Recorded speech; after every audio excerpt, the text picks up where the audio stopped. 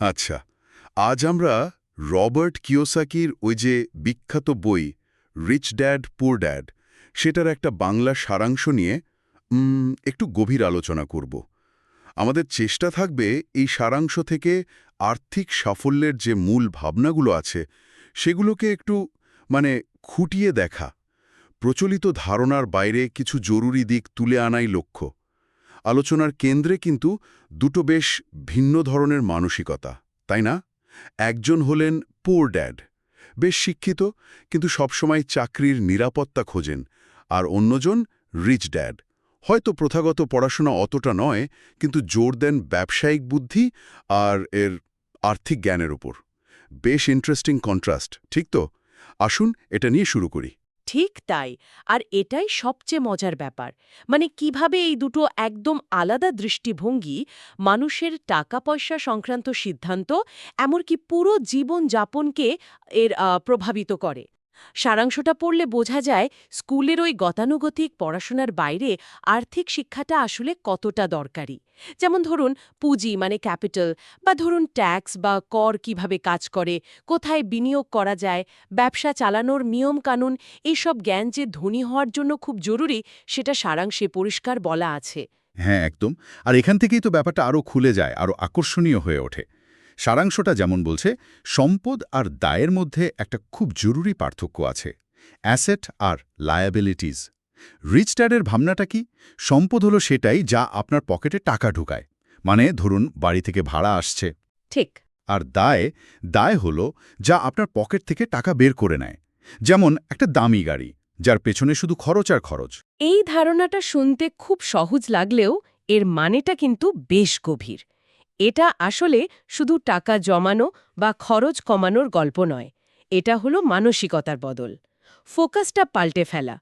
কিভাবে নিজের টাকাকে দিয়ে আরও টাকা রোজগার করানো যায় সেদিকে নজর দেওয়া। সারাংশ এটাই বলছে, শুধু টাকার জন্যে জীবনভর খেটে না গিয়ে টাকাকে নিজের জন্য খাটাতে শেখা উচিত।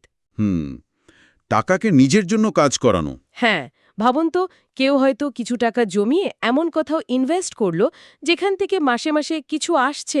এটাই তো টাকাকে কাজে লাগানো। কিন্তু একটা প্রশ্ন জাগে।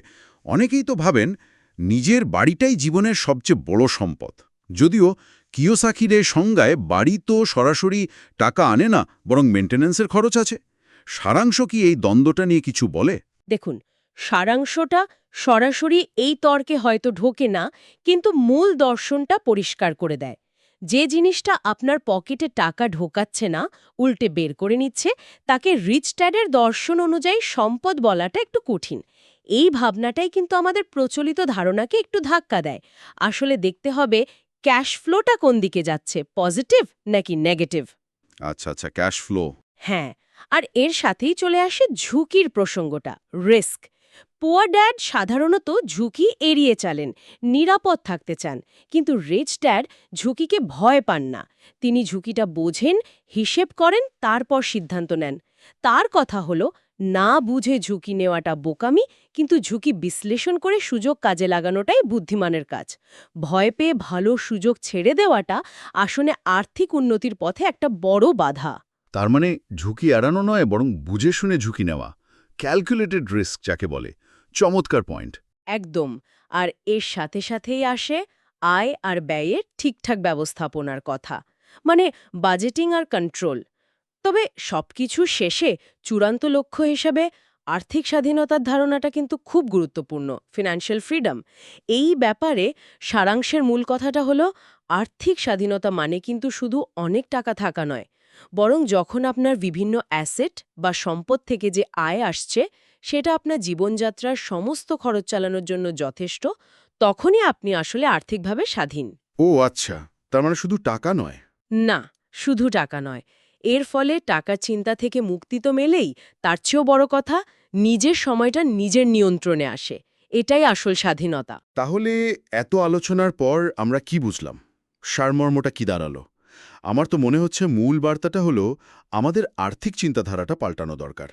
ওই যে গতানুগতিক ভাবনা, ভালো করে পড়াশোনা করো, চাকরি করো, টাকা জমিয়ে খরচ করো, এই চক্র থেকে বেরিয়ে আসা, আর্থিক শিক্ষা নেওয়া, সম্পদ আর দায়ের পার্থক্য বোঝা, বুদ্ধির সাথে ঝুঁকি নেওয়া আর শেষমেশ সম্পদ তৈরি করে আর্থিক স্বাধীনতা অর্জন করা, এই পথটাই সারাংশে দেখানো হয়েছে, তাই না? ঠিক ধরেছেন, এটাই মূল কথা। এবং এটা কিন্তু আমাদের একটা জরুরি প্রশ্নের সামনেও দাঁড় করায়।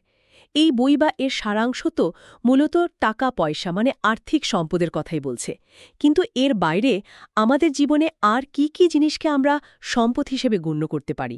যেমন ধরুন, আমাদের জ্ঞান, আমাদের স্কিল বা দক্ষতা, ভালো স্বাস্থ্য কিংবা মানুষের সাথে ভালো সম্পর্ক, এগুলো তো এক ধরনের সম্পদ যা আমাদের দীর্ঘমেয়াদে ভালো রাখে, এক ধরনের স্বাধীনতা দেয়। এই যে অআর্থিক সম্পদগুলো, এগুলোর যত্ন নেওয়া, এগুলোকে বাড়ানো, এটা কি ওই রিচ ড্যাড দর্শনের সাথে কোনোভাবে মেলে বা মেলানো যায়? এটা কিন্তু আমাদের সবারই একটু ভেবে দেখার মতো বিষয়।